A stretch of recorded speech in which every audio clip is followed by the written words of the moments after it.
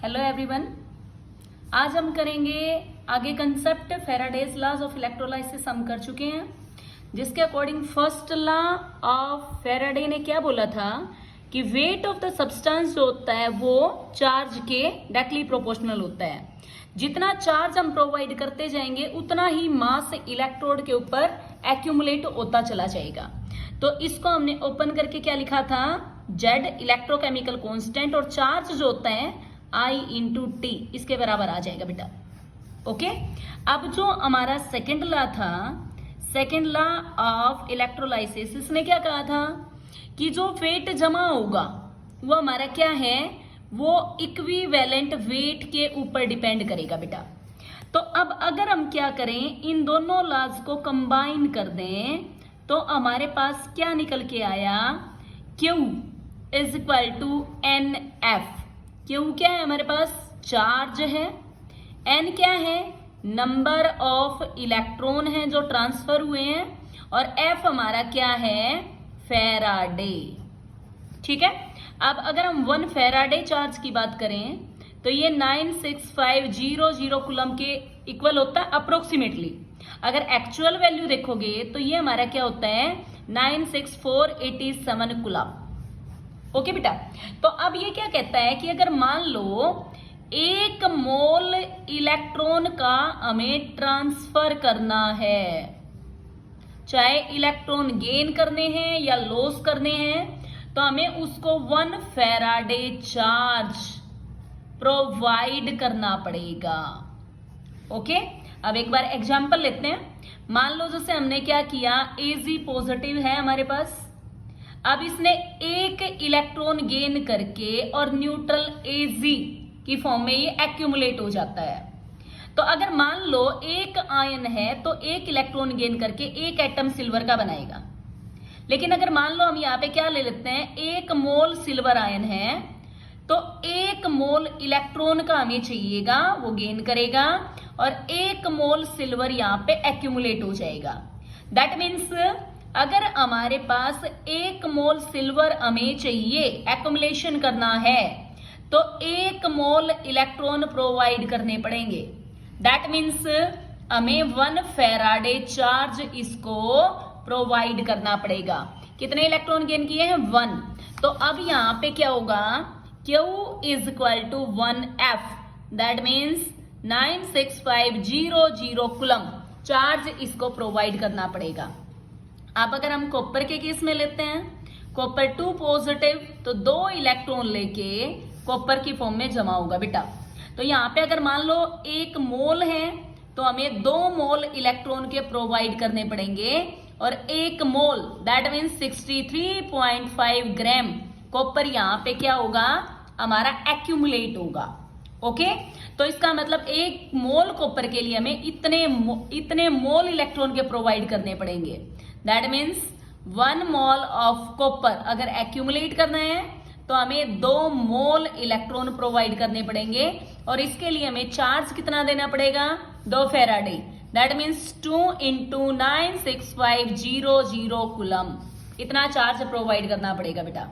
Okay, अब ऐसे ही हमारे पास क्या आ जाता है, अगर मान लो MnO4-1 पर मैग्नेट आयन है, अगर ये हमारा Mn2 पॉजिटिव की फॉर्म में जा रहे हैं, रिड्यूस होने के बाद +7 से +2 पे गया बेटा, दैट मीन्स इसने 5 इलेक्ट्रॉन गेन किए हैं। तो Q की वैल्यू क्या होगी हमारी, 5F, 5 फैराडे, 5 इंटू 96500 कूलम के इक्वल आ जाएगी बेटा वैल्यू हमारी।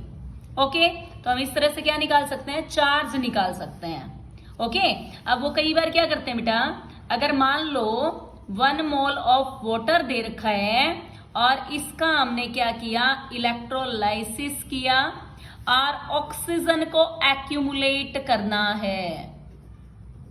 ठीक है, तो वो तुमसे पूछेगा हाउ मैनी फैराडेज, या ये कहेगा हाउ मच चार्ज या हाउ मच कूलम उसको प्रोवाइड करना पड़ेगा हमें।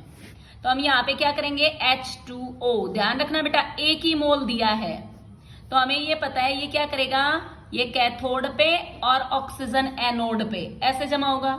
लेकिन बैलेंस करेंगे तो यहाँ पे सिर्फ हाफ मोल O2 का जमा हुआ, इसका मतलब सिर्फ एक ऑक्सीजन जमा हुआ।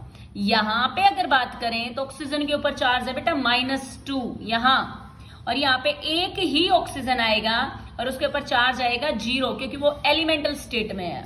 तो यहां से यहां जाने में 2 इलेक्ट्रॉन क्या करने पड़ेंगे बेटा, लॉस करने पड़ेंगे।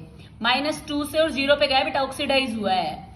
तो इसके लिए हमें क्या करना पड़ेगा, 2 फेराडे चार्ज प्रोवाइड करना पड़ेगा, या हम कह सकते हैं 2 × 96500 कूलम इसको देना पड़ेगा। ओके बेटा, अब अगर मान लो हमारे पास क्या आ जाता है, अब वो हमें ये कहे कि हमारे पास एल्यूमिना है और एल्यूमिना को एल्यूमिनियम की फॉर्म में एक्यूमुलेट करना है, तो हमें कितना चार्ज इसको प्रोवाइड करना पड़ेगा ये हमें बताना है बेटा। तो अब हमें ये पता है कि यहाँ पे जो एल्यूमिना है उसमें एल्यूमिनियम के ऊपर चार्ज है +3 और हमें इसको न्यूट्रल एल्यूमिनियम में कन्वर्ट करना है। तो +3 से और 0 में जाने के लिए यहाँ पे इसको 3 इलेक्ट्रॉन क्या करने पड़ेंगे, गेन। दैट मीन्स Q = क्या होगा बेटा, 3 फेराडे 3 × 96500 कूलम, इतना चार्ज प्रोवाइड करना पड़ेगा बेटा। ओके, इस तरह से हम बता सकते हैं। एक बार वो दे देते हैं कि जैसे 90 ग्राम हमारे पास क्या है, वाटर है, और इसका अब अगर हम इलेक्ट्रोलाइसिस करते हैं किसके अंदर किया, इनटू ऑक्सीजन, तो वो ये पूछना चाहता है कि इसके लिए कितना फेराडे चार्ज हमें प्रोवाइड करना पड़ेगा। तो क्या आ जाएगा बेटा हमारे पास, H2O क्या दिया है, यहाँ पे पहले एक बार मोल कैलकुलेट कर लें।